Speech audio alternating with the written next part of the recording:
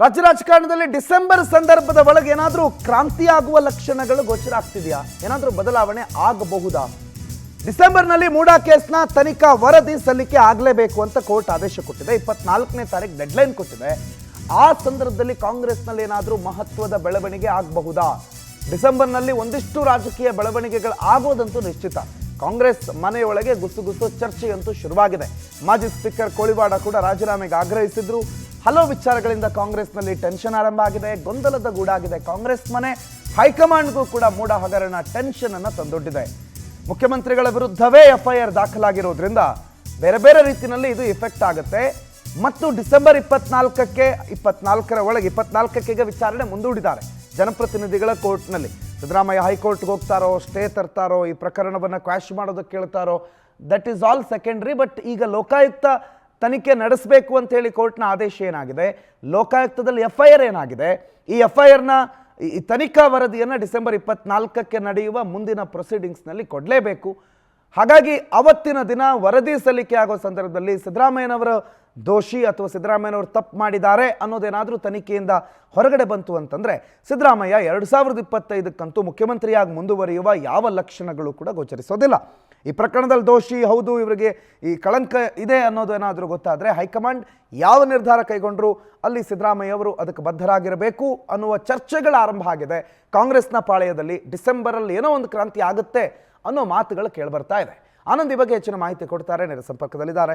Anand, December ಅಂತಂದ್ರೆ ಮುಖ್ಯಮಂತ್ರಿಗಳ ಈ ತನಿಖಾ ವರದಿ ಹೊರಗಡೆ ಬರ್ತಾ ಇದ್ದಂಗೆ ಮುಖ್ಯಮಂತ್ರಿ ಬದಲಾವಣೆ ಅಥವಾ ಈಗ ನಾವೇನು ಮಾತನಾಡ್ತಾ ಇದ್ದೀವಿ ಮುಖ್ಯಮಂತ್ರಿಗಳು ರಾಜೀನಾಮೆ ಅಂತ ಪ್ರಸಂಗ ಎದುರಾಗೋ ಸಾಧ್ಯತೆಗಳಿದೆಯಾ? ಏನು ಕಾಂಗ್ರೆಸ್ ವಲಯದಲ್ಲಿ ಆಗ್ತಾ ಇರುವ ಚರ್ಚೆ ಆನಂದ್?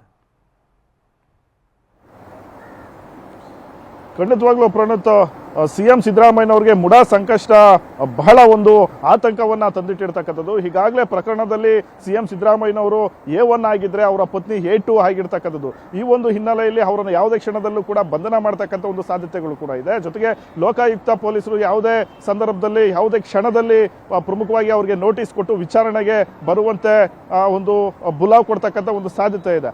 ಈ ಒಂದು ಬೆನ್ನಲ್ಲೇ ಹಗರಣದಲ್ಲಿ ಏನಾದರೂ ಅವರು ತಪ್ಪಿತಸ್ಥರು ಅಂತ ಏನಾದರೂ ಗೊತ್ತಾದ್ರೆ ಅವರ ಒಂದು ಬಂಧನನೂ ಕೂಡ ಆಗುತ್ತೆ. ಹಾಗಾಗಿ ಕಾಂಗ್ರೆಸ್ ಹೈಕಮಾಂಡ್ ಕೂಡ ಬಹಳಷ್ಟು ಒಂದು ಪ್ಲಾನ್ ಅನ್ನ ಮಾಡ್ಕೊಂಡಿರ್ತಕ್ಕಂಥದ್ದು. ಒಂದು ವೇಳೆ CM ಸಿದ್ದರಾಮಯ್ಯನವರ ಬಂಧನ ಮಾಡತಕ್ಕಂಥ ಸಂದರ್ಭ ಬಂದ್ರೆ ಮುಂದೆ ಏನ್ ಮಾಡಬೇಕು ಅನ್ನೋದ್ರ ಬಗ್ಗೆನೂ ಕೂಡ ಒಂದಷ್ಟು ಸಿದ್ಧತೆಗಳನ್ನ ಮಾಡ್ಕೊಳ್ತಾ ಇರ್ತಕ್ಕಂಥದ್ದು. ಪ್ರಮುಖವಾಗಿ ಈಗಾಗಲೇ ಡಿಸೆಂಬರ್ 24ರಂದು ಈ ಒಂದು ತನಿಖೆಯ ವರದಿ ಕೊಡಬೇಕು ಅಂತ ಕೋರ್ಟ್ ಸೂಚನೆ ಕೊಟ್ಟ ಬೆನ್ನಲ್ಲೇ ಈ ಕಡೆ ಲೋಕಾಯುಕ್ತ ಅಧಿಕಾರಿಗಳು ಕೂಡ ತನಿಖೆಯನ್ನ ಚುರುಕು ಮಾಡಿರ್ತಕ್ಕಂಥದ್ದು. ಹಾಗಾಗಿ ಡಿಸೆಂಬರ್ ಒಳಗಡೆ ಏನಾದರೂ ದೊಡ್ಡ ಮಟ್ಟದ ಒಂದು ಮಹತ್ವದ ಬೆಳವಣಿಗೆಗಳು ನಡೀತಕ್ಕಂಥ ಒಂದು ಸಾಧ್ಯತೆನೂ ಕೂಡ ಇದೆ. ಈ ಬಗ್ಗೆ ಕಾಂಗ್ರೆಸ್ ಪಡಸಾಲೆಯಲ್ಲೂ ಕೂಡ ಬಹಳಷ್ಟು ಒಂದು ಚರ್ಚೆಗಳು ನಡೀತಾ ಇರ್ತಕ್ಕಂಥದ್ದು. ಹಾಗಾಗಿ ಕಾಂಗ್ರೆಸ್ ಹೈಕಮಾಂಡ್ ನಾಯಕರು ಕೂಡ ಬಹಳಷ್ಟು ಸೂಕ್ಷ್ಮವಾಗಿ ಈ ವಿಚಾರವನ್ನ ತೆಗೆದುಕೊಂಡಿರ್ತಕ್ಕಂಥದ್ದು. ಒಂದು ವೇಳೆ CM ಸಿದ್ದರಾಮಯ್ಯನವರ ಬಂಧನ ಮಾಡತಕ್ಕಂಥ ಒಂದು ಪರಿಸ್ಥಿತಿ ಬಂದ್ರೆ ಮುಂದೆ ಯಾರನ್ನ CM ಮಾಡಬೇಕು, ಮುಂದೆ ಏನೆಲ್ಲ ರಾಜ್ಯ ಕಾಂಗ್ರೆಸ್ನಲ್ಲಿ ಬೆಳವಣಿಗೆಗಳು ಆಗಬಹುದು ಅನ್ನೋದ್ರ ಬಗ್ಗೆ ಸೂಕ್ಷ್ಮವಾದಂತಹ ಒಂದು ಗಮನವನ್ನು ಬಿಟ್ಟು ಅವರು ನೋಡ್ತಾ ಇರ್ತಕ್ಕಂಥದ್ದು. ಇದೇ ಅಲ್ಲದೆ ಸುರ್ಜೇವಾಲಾ ಮತ್ತೆ KC ವೇಣುಗೋಪಾಲ್ ಅವರು ಕೂಡ ರಾಜ್ಯ ಬೆಳವಣಿಗೆಗಳ ಮೇಲೆ ಒಂದಷ್ಟು ಮಾಹಿತಿಗಳನ್ನು ಕೂಡ ಸಂಗ್ರಹ ಮಾಡ್ಕೊಳ್ತಾ ಇದ್ದಾರೆ. ಮೊನ್ನೆ ಕೇರಳಕ್ಕೆ ಹೋದಂತ ಸಂದರ್ಭದಲ್ಲೂ ಕೂಡ CM ಸಿದ್ದರಾಮಯ್ಯನವರ ಜೊತೆ ಒಂದಷ್ಟು ಮಾತುಕತೆಗಳನ್ನು ಕೂಡ ನಡೆಸಿರ್ತಕ್ಕಂಥದ್ದು. ಇನ್ನೊಂದು ಕಡೆ ಈ ಕಡೆ CM ಸಿದ್ದರಾಮಯ್ಯನವರಿಗೆ ಒಂದು ರೀತಿ ಕುರ್ಚಿ ಕಂಟಕ ಎದುರಾದ ಬೆನ್ನಲ್ಲೇ ಕಾಂಗ್ರೆಸ್ನಲ್ಲೂ ಕೂಡ ಸ್ಫೋಟಕವಾದಂತಹ ಒಂದು ಬೆಳವಣಿಗೆಗಳು ನಡೀತಾ ಇದೆ. ಈ ಕಡೆ DK ಶಿವಕುಮಾರ್ ಅವರ ಒಂದು ನಿವಾಸ ಪವರ್ ಸೆಂಟರ್ ಆಗ್ತಾ ಇದೆ. ಮೊನ್ನೆ ಬಹಳಷ್ಟು ಹಿರಿಯ ಸಚಿವರು, ಶಾಸಕರು, ಪಕ್ಷದ ಪ್ರಮುಖ ಮುಖಂಡರು DK ಶಿವಕುಮಾರ್ ಅವರನ್ನ ಭೇಟಿಯನ್ನ ಮಾಡಿ ಮಾತುಕತೆಗಳನ್ನು ನಡೆಸ್ತಾ ಇದ್ದಾರೆ. ಇದ್ರ ಜೊತೆಗೆ ನಿನ್ನೆ ಪರಮೇಶ್ವರ್ ಅವರ ನಿವಾಸಕ್ಕೆ ಪ್ರಿಯಾಂಕ್ ಖರ್ಗೆ ಅವರು ಭೇಟಿಯನ್ನ ಕೊಟ್ಟಿದ್ರು. ಅದೇ ಅಲ್ಲದೆ ಗೌಪ್ಯ ಸ್ಥಳದಲ್ಲಿ ಮಹತ್ವವಾದಂತಹ ಒಂದು ಮಾತುಕತೆಗಳನ್ನು ಕೂಡ ನಡೆಸಿದ್ದಾರೆ ಅನ್ನೋ ವಿಚಾರಗಳು ಗೊತ್ತಾಗ್ತಾ ಇರ್ತಕ್ಕಂಥದ್ದು. ಹಾಗಾಗಿ ಈ ಒಂದು ಬೆಳವಣಿಗೆಗಳನ್ನ ಗಮನಿಸಿದ್ರೆ ಡಿಸೆಂಬರ್ನಲ್ಲಿ ದೊಡ್ಡ ಮಟ್ಟದ ಒಂದು ಕ್ರಾಂತಿ ಬದಲಾವಣೆ ಕಾಂಗ್ರೆಸ್ ಪಕ್ಷದಲ್ಲಿ ಆಗ್ತಕ್ಕಂಥದ್ದು 100ಕ್ಕೆ 100 ಸತ್ಯ ಅಂತ ಕಂಡು ಬರ್ತಾ ಇದೆ. ಪ್ರಣೋದ್, ಥ್ಯಾಂಕ್ ಯು ಆನಂದ್ ಮಾಹಿತಿಗೆ.